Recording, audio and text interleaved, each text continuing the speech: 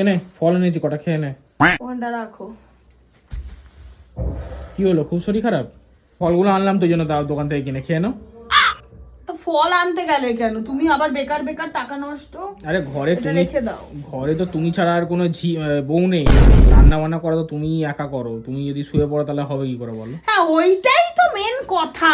আচ্ছা উঠো না, এখন শো, এখন ওটা শো। না না, আরে sorry। খেয়ে ওষুধ এনে দিয়েছো, খেয়ে ঝিগড়ি করতে লেগে পড়ি, ওটাই তো আসল কথা।